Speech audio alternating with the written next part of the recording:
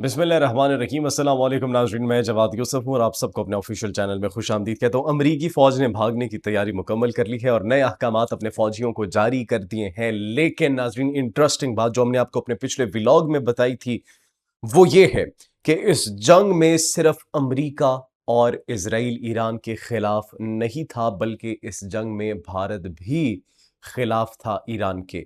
भारत सिर्फ ईरान के खिलाफ नहीं था, भारत फ़लस्तीनियों के खिलाफ भी था। भारत फ़लस्तीनियों के लिए क्या-क्या एक्शंस कर रहा है, किस तरीके से नाज़रीन जो फ़लस्तीनियों को निशाना बनाया गया उसमें भारत का किरदार था। और एक बात हमने आपको अपने पिछले व्लॉग में बताई थी कि इज़राइल पाकिस्तान की सरहदों तक पहुँच चुका है। वो बात हमने क्यों की थी? आखिर हमने इतनी बड़ी स्टेटमेंट क्यों दी? ये खुद एक भारतीय शहरी ने बताया है। भारतीय शहरी के उस क्लेम्स ने सोशल मीडिया पर तूफान बर्पा कर दिया है।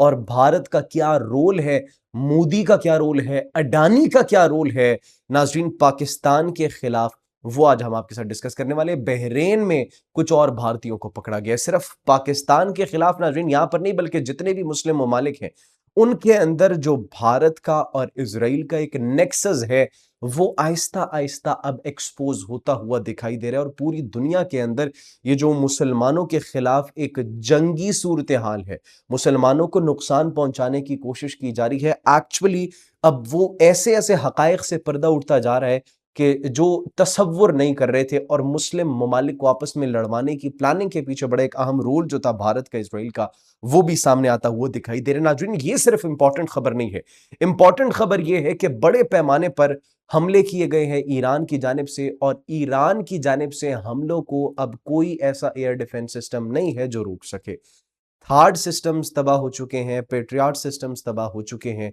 और आप इस बात से अंदाजा लगाएं कि ये इतने अहम बिलियंस ऑफ डॉलर्स के सिस्टम्स तबाह हो चुके हैं, और उसके बाद अब इजरायली वजीर को निशाना बनाया गया और नेतन्याहू के भाई को निशाना बनाया गया, उनके घरों पर हमले किए गए ईरान की जानिब से।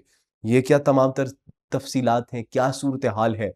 कोई अच्छी खबर आ रही है, अच्छी खबर इन अ सेंस कि उनको जहन्नुम वासिल किया गया है या फिर नहीं वासिल किया गया? इस हवाले से ताज़ा तरीन जो लेटेस्ट इन्फॉर्मेशन है वो आपके साथ नाज़रीन शेयर करेंगे। नेतन्याहू अगर अपने मुल्क से, अपनी सरजमीन से एक कदम भी बाहर रखेगा तो उसको अब गिरफ्तार कर लिया जाएगा। अगर फ़िज़ाई हुदूद तक का इस्तेमाल करता है तो उसको जो है वो गिरफ्तार कर लिया जाएगा। और 5 ममालिक इस मर्तबा एक हो चुके हैं नेतन्याहू के खिलाफ। और स्पेन ने जिस तरीके से गैरत का और एक हिम्मत का मुज़ाहिरा प्रेज़ेंट किया ट्रंप के और नेतन्याहू के खिलाफ जाके, स्पेन ने कुछ स्टेटमेंट्स दिए। फ़लस्तीन के हक में उन्होंने जो मुकदमा लड़ा है और इंटरनेशनल लेवल, वो स्पेन का मुकदमा भी नाज़रीन आज हम आपके साथ शेयर करने वाले हैं। इज़राइली हेडक्वार्टर्स तबाह कर दिए गए हैं। लबनानी मज़ाहिमती तंज़ीम रेज़िस्टेंस वहाँ से भी नाज़रीन दिखाई दे रही है और बड़े अहम तनसीबात को निशाना बनाया गया है। पाकिस्तान के हवाले से अच्छी खबर है, स्टॉक में तेज़ी देखने में आई है। जहाँ पर इतनी मंदी का रुझान देखा जा रहा था, अब स्टॉक मार्केट जो है वो संभलती हुई हमें दिखाई दे रही है, और जो तेल की कीमतें हैं वो मज़ीद जो है कम हो चुकी है। इस पर भी नाज़रीन आज हम बात करेंगे। सबसे पहले नाज़रीन, हमने आपको बताया कि इस जंग में ईरान, इज़राइल और अमेरिका की, सिर्फ अमेरिका और इज़राइल ईरान के खिलाफ नहीं थे, और इसके साथ-साथ जो इज़राइल ने फ़लस्तीन में किया उसमें भी सिर्फ इज़राइल मुलव्विस नहीं था। ऑल्दो कुछ जो वेपन्स थे, कुछ नहीं काफ़ी ज़्यादा वेपन्स वो अमेरिका उनको फराहम करता था, और अमेरिका और इज़राइल की काफ़ी हद तक दिफ़ाई डील्स हो चुकी है, काफ़ी हद तक बिलियंस ऑफ डॉलर्स का असलहा अमेरिका इज़राइल को फराहम करता है, दैट इज़ अ फैक्ट। लेकिन अब जो इन्फॉर्मेशन हमें मौसूल हुई है नाज़रीन, एक भारतीय शहरी एक्सपोज़ करता है अडानी और मोदी के नेक्सस को, कि अडानी और मोदी का नेक्सस वो तमाम तर वेपन्स और ड्रोन्स और मिसाइल्स फराहम कर रहा है इज़राइल को, जो कि उन्होंने फ़लस्तीन में इस्तेमाल किए और ईरान की इस जंग में इस्तेमाल किए। हैदराबाद के अंदर एल्बिट सिस्टम्स के नाम से एक कंपनी बनाई गई है, और ये कंपनी है अडानी की और मोदी के साथ, जो कि अडानी और मोदी का ताल्लुक पूरी दुनिया जानती है, पूरा भारत जानता है। और ये मिलकर नाज़रीन इज़राइल के लिए ड्रोन्स बना रही है। 900 हर्मज़ यूएवी ड्रोन्स बनाए गए हैं, ड्रोन्स और मिसाइल्स बना रही है ये एल्बिट सिस्टम्स कंपनी हैदराबाद में। इसका पूरा नाम Adani Elbit advance systems limited India ये कंपनी है, जो कि हैदराबाद के अंदर काम कर रही है। और हैदराबाद के अंदर ड्रोन्स बनाना इज़राइल के लिए, ईरान के खिलाफ, और जो फ़लस्तीन के अंदर जो मुसलमानों का जिस तरीके से उनकी नस्लकशी की जा रही है, तो उसके खिलाफ अब ये भारत के लिए भी एक बहुत बड़ा सिक्योरिटी चैलेंज हो सकता है। ईरान को नेवल एक्सरसाइज पर बुलाया और अमेरिका को इन्फॉर्मेशन फराहम की। अमेरिका ने उनके जो अनआर्म्ड बेचारे गैर मुसल्ला आए हुए थे, उनको निशाना बनाकर जो है वो शहीद कर दिया। बड़ी एक घटिया और नीच हरकत ये कहा जा रहा था सोशल मीडिया पर कि ये की गई है भारत की जानिब से और अमेरिका की जानिब से कि घर आए मेहमानों के साथ ये सलूक किया जाता है। खैर, उसके बाद अब ये जो इन्फॉर्मेशन नाज़रीन मौसूल हुई है, अब इसके बाद ऐसा लग रहा है कि अगला हदफ ईरान का भारत हो सकता है। अब भारत की खैर नहीं है और भारत के लिए कुछ बहुत इंपॉर्टेंट सिक्योरिटी चैलेंजेस हो सकते हैं। On the other hand, Iran की जानिब से जो हमले किए गए हैं, ईरान की जानिब से हमलों में बड़ी तेजी आई है, बड़ी शिद्दत आई है और ईरान ने कयामत बर्पा कर दी है, मिसाइलों की बारिश की है और वो तमाम तर air defence systems, multi layer air defence systems Iran के मिसाइल्स के सामने हमें नाकारा होते हुए दिखाई दिए, हमें नाकाम होते हुए दिखाई दिए। इस कदर नाकाम हो चुके हैं कि नेतन्याहू के भाई जो हैं इड्डू नेतन्याहू और बेन गवेर इजरायली मिनिस्टर, उस तक को निशाना बनाने की इतलात मौसूल हो रही है। ये बैनुल अक़वामी तज्ज़ियाकार और सहाफ़ी कह रहे हैं और बेन गवेर को जो निशाना बनाया गया है वो एक्चुअली उसको जहन्नुम भी वासिल वो हो सकता है। वो किस तरीके से कि इतना उसकी हालत इंतहाई तशवीशनाक बताई जा रही है और बीबीसी क्या क्लेम कर रहे हैं, बीबीसी नाज़रीन कहा जा रहा है, ये क्लेम कर रहे हैं कि उसका एक कार हादसे के अंदर, एक्सीडेंट के अंदर वो ज़ख्मी हुआ, जिसकी वजह से वो ज़ख्मों की जो है वो ताब न लाते हुए काफ़ी इस वक्त जो है वो तशवीशनाक हालत में मौजूद है। हालांकि ये ईरान की जानिब से बड़े पैमाने पर मिसाइल्स दागे गए थे जिनको इंटरसेप्ट नहीं किया जा सका। कुछ को इंटरसेप्ट कर लिया गया था लेकिन क्लस्टर्स की फॉर्म में वो मिसाइल्स गिरते हैं जो कि बड़ी तबाही और बड़ा पैनिक क्रिएट कर देते हैं। इसके साथ साथ नाज़रीन, अगर बात की जाए ईरान की कैपेसिटी की, ईरान इस वक्त 10 से 12,000 ड्रोन्स बना रहे हैं मंथली बेसिस पर। एक महीने के अंदर 10 से 12,000 ड्रोन्स बनाने का क्या मतलब है? और इस वक्त ईरान के पास तकरीबन 80,000 ड्रोन्स मौजूद हैं। शाहिद ड्रोन्स, वो जो खुदकुश ड्रोन्स वो इस्तेमाल करता है, ये हमलों के अंदर जो उन्होंने इस्तेमाल किए। 10 साल तक जंग के लिए ईरान ने तैयारी की हुई है, तो अमेरिका चाहे जितना मर्जी गिदड़ भपकियां मार ले, जितना मर्जी ये कह ले कि अब हमने अपने मकासद हासिल कर लिया, अब हम पीछे हो जाते हैं। एक्चुअली अमेरिका बाइज्जत तरीके से इस जंग से निकलना चाहता है, लेकिन अब ईरान ऐसा होने नहीं देगा।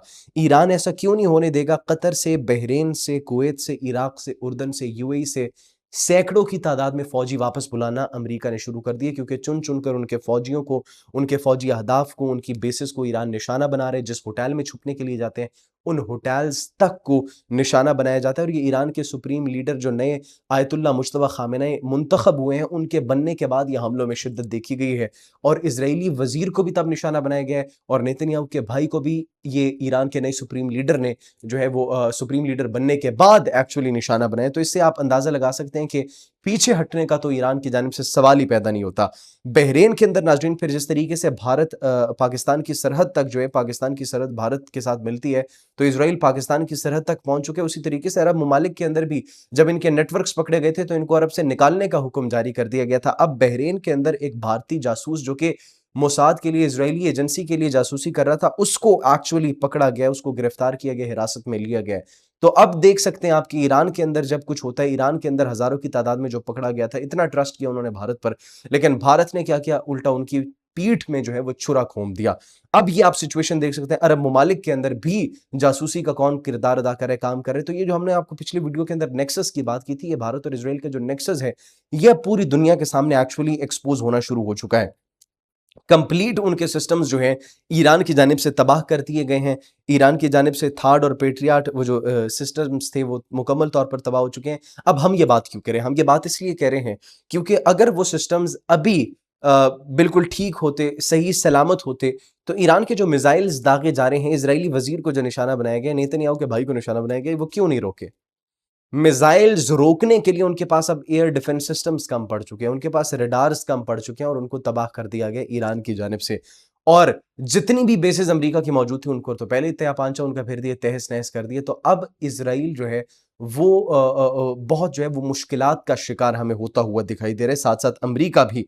इसके साथ-साथ जो रेजिस्टेंस है लबनान की तरफ से, लबनानी मज़ाहिमती तंज़ीम की जानिब से, वो भी जारी और सारी है। इज़राइली फ़ौजी हेडक्वार्टर को निशाना बनाया गया, 16 अफ़राद के ज़ख्मी होने की तशवीशनाक हालत में जो इस वक़्त इत्तलात मौसूल हो रही है। बड़े पैमाने पर जो है उनके ये भी कहा जा रहा है कि इनमें से काफ़ी ज़्यादा जहन्नुम वासिल भी कर दिया जाएगा। लेकिन चूँकि इज़राइली मीडिया है, वो इज़राइली मीडिया अपने नुकसानात को एज़ कम्पेयर टू ईरान के नुकसानात बहुत ज़्यादा कम दिखाता है। वहाँ पर जो है वो वीडियो तक बनाने की इजाज़त नहीं दी गई और अरब ममालिक के अंदर भी ये जो वीडियो बनाने की इजाज़त नहीं दी गई, जिन्होंने वीडियो बनाई है 300 से ज़ायद अफ़राद तक को गिरफ्तार कर लिया गया है, जो ईरानी हमलों की एक्चुअली वीडियोज़ बना रहे थे। तो ये अब दुनिया के सामने वो ईरान के हमलों को कम दिखाने के लिए और उनके हमलों को उस ताकत से न दिखाने के लिए एक्चुअली इक़दामात किए जा रहे हैं। लेकिन ईरान इस जंग में डोमिनेट कर रहा है साइकोलॉजिकली और ऑन ग्राउंड ये पूरी दुनिया जो है वो जानती है, क्योंकि ईरान की जीत क्या होगी, what will be the win for Iran if they survive this war, that is a win for Iran, because there is no comparison of the military and technology of Iran and Israel and United States. US और Israel की technology Iran से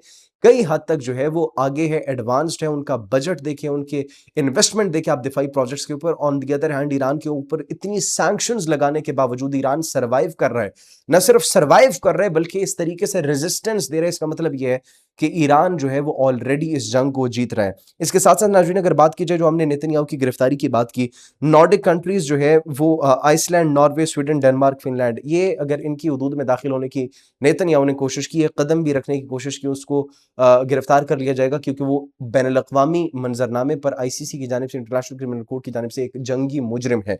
जिसकी वजह से इन्होंने कहा अगर Netanyahu फ़िज़ाई हदूद के अंदर भी मुबैना तौर पर ये इत्तलात मौसूल हो रही है, ट्रैवल करने की कोशिश करता है या फिर यहाँ पर आने की भी कोशिश करता है, तो उसको गिरफ्तार कर लिया जाएगा।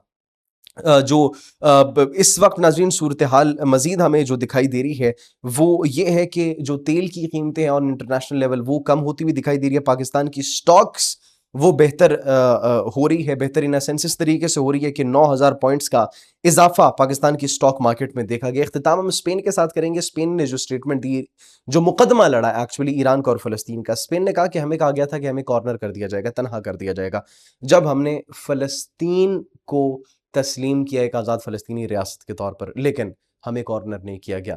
स्पेन ने फिर कहा कि अमेरिकी और इजरायली हमले गलत थे, उनकी मुखालिफत की।